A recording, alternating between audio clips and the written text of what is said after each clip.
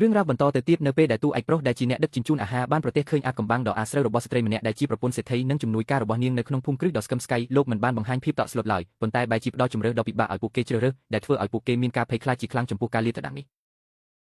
កាលពីប៉ុន្មានឆ្នាំមុនតួឯកប្រុសធ្លាប់ជានិស្សិតឆ្នាំផ្នែកចិត្តសាស្ត្រឧក្រិដ្ឋកម្មនៅសាកលវិទ្យាល័យល្បីឈ្មោះមួយនៅបរទេសការដែលលោកជ្រើសរើសធ្វើជាអ្នកដឹកជញ្ជូនគឺដើម្បីបិទបាំងអត្តសញ្ញាណពិតនិងធ្វើខ្លួនឲ្យមើលមិនឃើញនៅក្នុងសង្គមដ៏ស្មុគស្មាញនេះដើម្បីរងចាំឱកាសសមស្របណាមួយនៅមន្ទីរពេទ្យស្ថានភាពជំងឺរបស់ម្ដាយលោកកាន់តែដុនដាបនិងត្រូវការប្រាក់យ៉ាងច្រើនដើម្បីធ្វើការវះកាត់ជាបន្ទាន់ទោះបីជាលោកមានសមត្ថភាពរកប្រាក់បានយ៉ាងងាយស្រួលតាមរយៈប្រព័ន្ធផ្ទេរប្រាក់សម្ងាត់ក៏ដោយប៉ុន្តែស្ថានភាពសុខភាពរបស់ម្ដាយលោកមិនរងចាំលោកឡើយមុនពេលដង្ហើមចុងក្រោយមកដល់ម្ដាយរបស់លោកបានទម្លាយការពិតដ៏រន្ធត់អំពីការស្លាប់របស់ឪពុកលោកកាលពី10ឆ្នាំមុនការពិតនេះបានក្លាយជាចំណុចចាប់ផ្ដើមនៃភ្លើងសង្សឹកដែលជំរុញឲ្យតួឯកប្រុសសម្រេចចិត្តចេញមុខមកដោះស្រាយបញ្ហាគ្រប់យ៉ាងដោយផ្ទាល់តួឯកប្រុសបានសម្រេចចិត្តចូលទៅក្នុងពិធីជប់លៀងដ៏ប្រណីតមួយក្នុងឈុតអ្នកដឹកជញ្ជូនទំនិញនៅទីនោះលោកបានជួបនឹងស្ត្រីម្នាក់ដែលធ្លាប់មានទំនាក់ទំនងជាមួយលោកពីមុនមកហើយនាងក៏ជាមនុស្សម្នាក់ដែលស្ថិតក្នុងចំណោមស្ត្រីដែលលោកត្រូវប្រឈមមុខ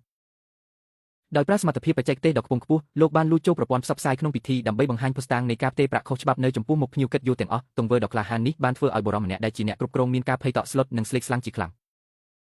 លោកមិនបានខ្វល់ខ្វាយពីប្រាក់កាសឡើយប៉ុន្តែបានបោះឯកសារសំខាន់ឲ្យទៅស្ត្រីម្នាក់នោះហើយប្រាប់នាងឲ្យរក្សាវាទុកសម្រាប់ជួលមេធាវីការពារខ្លួននៅថ្ងៃក្រោយតួឯកប្រុសបានដើរចេញពីទីនោះយ៉ាងមានអំណាចខណៈដែលស្ត្រីរបស់លោកបានត្រឹមតែសម្លឹងមើលតាមពីក្រោយដោយភាពខឹងសម្បារខណៈកំពុងធ្វើដំណើរតាមដងផ្លូវលោកបានបន្តបញ្ជូនភស្តុតាងសំខាន់អំពីគណនីក្រៅប្រទេសទៅកាន់អាជ្ញាធរតាមរយៈទូរស័ព្ទដៃរបស់លោករាល់ទិន្នន័យដែលលោកបានផ្ញើចេញទៅកំពុងតែធ្វើឲ្យបណ្ដាញពុករលួយដ៏ធំមួយចាប់ផ្ដើមរង្គោះរង្គើនិងភ័យខ្លាចចំពោះការលាតត្រដាងដែលមិនអាចជៀសផុតគោលដៅបន្ទាប់របស់លោកគឺក្រុមហ៊ុនដ៏ធំមួយដែលដឹកនាំដោយតួឯកស្រីដ៏មានសមត្ថភាពម្នាក់នៅពេលឈានជើងចូលក្នុងការិយាល័យដ៏ទំនើបរបស់នាងតួឯកប្រុសបានសង្កេតឃើញភាពមិនប្រក្រតីភ្លាមដែលកំពុងតែកើតឡើងនៅពីក្រោយខ្នងរបស់ម្ចាស់ក្រុមហ៊ុនរូបនេះតាមរយៈប្រស័យភ្នែកដ៏មុតស្រួចតួឯកប្រុសដឹងភ្លាមថាជំនួយការរបស់តួឯកស្រីកំពុងតែនិយាយកុហកលោកបានមើលធ្លុះរបាយការណ៍ហិរញ្ញវត្ថុដែលត្រូវបានរៀបចំឡើងយ៉ាងផ្ចិតផ្ចង់ដើម្បីបោកប្រាស់ទំនុកចិត្តរបស់ម្ចាស់ក្រុមហ៊ុនលោកបានសរសេរឈ្មោះមនុស្ស3នាក់ដែលជាជនក្បត់ក្នុងក្រុមហ៊ុនលើក្រដាសមួយហើយហុចឲ្យតួឯកស្រីដោយផ្ទាល់ដៃលោកបានព្រមាននាងថាបើនាងមិនចាត់វិធានការឲ្យបានឆាប់រហ័សទេក្រុមហ៊ុនដ៏មានតម្លៃរបស់នាងនឹងត្រូវវិនាសបង់នៅថ្ងៃស្អែកជាមិនខាន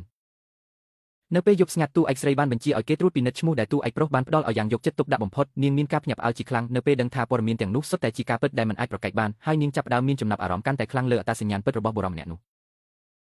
តួឯកស្រីបានព្យាយាមបញ្ចុះបញ្ចូលនិងជួលតួឯកប្រុសឲ្យមកធ្វើការឲ្យនាងក្នុងតម្លៃ$1 លានប៉ុន្តែលោកបានបដិសេធសំណើនោះយ៉ាងដាច់អហង្ការលោកបានទាមទារភាគហ៊ុនចំនួន5%នៃក្រុមហ៊ុនជំនួសវិញដែលជាលក្ខខណ្ឌដ៏តឹងតែងមួយធ្វើឲ្យនាងត្រូវគិតពិចារណាឡើងវិញតួឯកប្រុសបានបង្ហាញឲ្យឃើញថាសត្រូវរួមរបស់ពួកគេគឺជាបុរសម្នាក់ដែលមានអំណាចខ្លាំងក្លាបំផុតនៅក្នុងវិស័យជំនួញទីបំផុតតួឯកស្រីបានយល់ព្រមចុះហត្ថលេខាលើកិច្ចព្រមព្រៀងភ្នាល់ដ៏សំខាន់មួយដើម្បីចាប់ដៃគ្នាជាមួយតួឯកប្រុសក្នុងកិច្ចការកម្ចាត់សត្រូវនិងដណ្ដើមយកយុទ្ធធម៌មកវិញនេះគឺជាការចាប់ផ្ដើមនៃសម្ព័ន្ធភាពថ្មីមួយដែលគ្មាននរណាអាចស្មានដល់ឡើយ